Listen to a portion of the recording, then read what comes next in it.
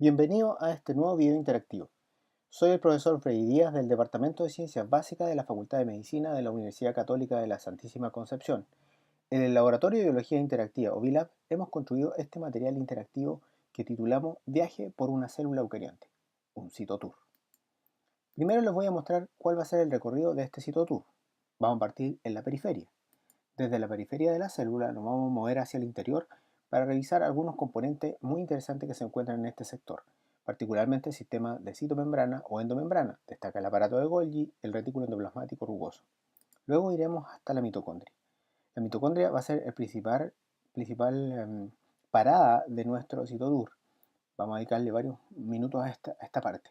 Finalmente vamos a terminar en el núcleo, donde observaremos alguna estructura del interior del núcleo, particularmente la cromatina. Vamos pues a este viaje. Primero vamos a hacer una ampliación a nivel molecular. En esta animación mostramos una pequeña sección de la célula. Para que se hagan una idea, el largo de esta sección corresponde a aproximadamente unos 300 nanómetros por unos 200 nanómetros de alto, es decir, menos de 0,5 micrómetros cuadrados. Recordar que un micrómetro corresponde a la milésima parte de un milímetro, es decir, a la millonésima parte de un metro. A este nivel podemos ver moléculas a un nivel estructural complejo, pero visibles. Están todos los dibujos hechos de forma proporcional. Por ejemplo, este ribosoma tiene un tamaño aproximado de unos 25 nanómetros, mismo tamaño que corresponde al espesor de este microtúbulo. Esta vesícula que se viene moviendo por el microtúbulo debe tener un tamaño aproximado de unos 70 o 80 nanómetros. Acá se observa también a la misma escala la membrana celular, de unos 5 a 10 nanómetros de espesor. Si uno presiona el info, puede conseguir información más detallada. Decíamos que este era un ribosoma, está encargado de la síntesis de proteínas en el citoplasma. Este es un microtúbulo, que funciona como una especie de camino para que esta vesícula se mueva utilizando estas proteínas motoras. En la periferia encontramos la membrana celular, constituida por fosfolípido y colesterol, y un montón de proteínas, dentro de las cuales se destacan las glicoproteínas. Se llaman así porque en su región externa contienen polisacáridos. Los polisacáridos constituyen el glucocálix, que en el extracelular rodean completamente a la célula. Hacia el interior, una gran densidad de proteínas forma una estructura de tipo gel, denominada citoplasma. El principal constituyente de este gel es la actina, una proteína que puede asociarse, crecer y decrecer para darle funcionalidad a la célula. Pero decía que íbamos a ir hacia el interior, es decir, a revisar los componentes como el sistema de endomembrana y citomembrana. Dentro de la célula nos encontramos con el aparato de Golgi. Se identifica claramente por las cisternas, estas membranas que están apiladas unas con otras, y por la formación de vesículas. Acaba de formarse una vesícula que se va desde el aparato de Golgi.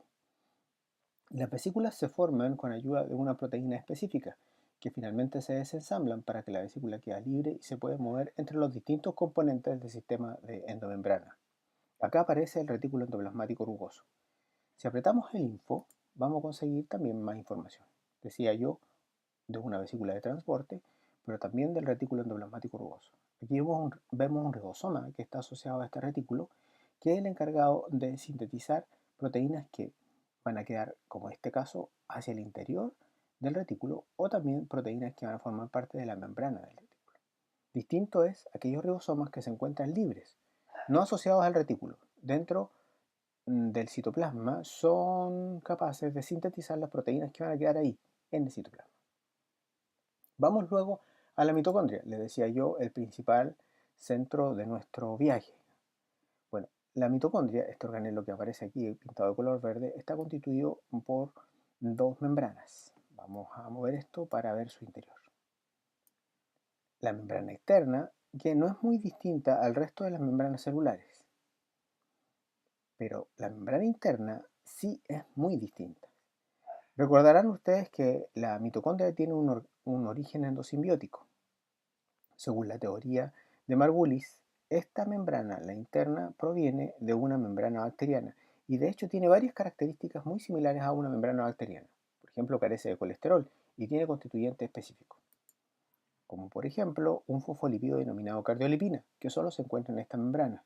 También proteínas que solo están en la membrana interna. Una de ellas es la ATP sintasa. Recuerden también que es aquí donde se produce la síntesis de ATP, utilizando la cadena transportadora de electrones. Otro aspecto bien interesante de las mitocondrias es que ellas son en cierta medida autónomas, son capaces de sintetizar su propia proteína, por eso tienen ribosomas. Estos ribosomas son un poco distintos de los que encontramos en el citoplasma. Fíjense ustedes que son más pequeños comparado con este. Sin embargo, son funcionales. Se parecen mucho a los ribosomas bacterianos. Otra de la evidencia que estas mitocondrias fueron en un pasado remoto procariontes autónomos que fueron engullidos y adoptados endosimbióticamente para formar y constituir las células eucariontes. Bueno, desde este organelo vamos a la última parte del viaje.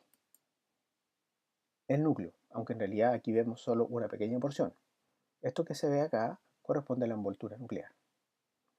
Hacia la izquierda está el citoplasma, hacia la derecha está el nucleoplasma. La envoltura nuclear es una estructura de doble membrana, pero que tiene continuidad. De hecho, tiene continuidad con el retículo endoplasmático rugoso. Nosotros podemos encontrar ribosomas en la cara externa de la membrana de la envoltura nuclear. Conectando el citoplasma con el nucleoplasma está este complejo gigante denominado complejo poronuclear. Bueno, gigante a esta escala, pero permite el paso de moléculas muy grandes, como proteínas o ARN mensajero. Si presionamos el info, vamos a conseguir más información.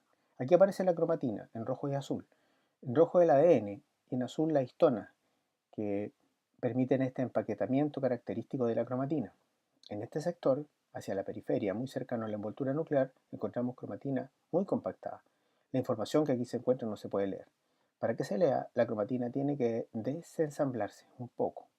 Tenemos una cromatina entonces descondensada, la que puede ser tomada por una polimerasa, como vemos aquí en la animación, viene, para sintetizar ARN mensajero. El ARN mensajero, sintetizado en el nucleoplasma, se mueve, ayudado por proteínas específicas, hacia el citoplasma.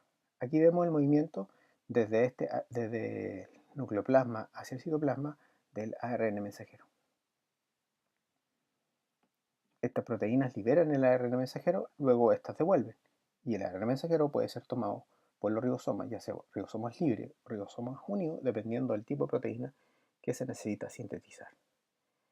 Desde aquí hemos terminado nuestro viaje, desde el núcleo, recorriendo desde la corteza, sistema de citomembranas, mitocondria y núcleo. Espero que les haya gustado y que hayan aprendido.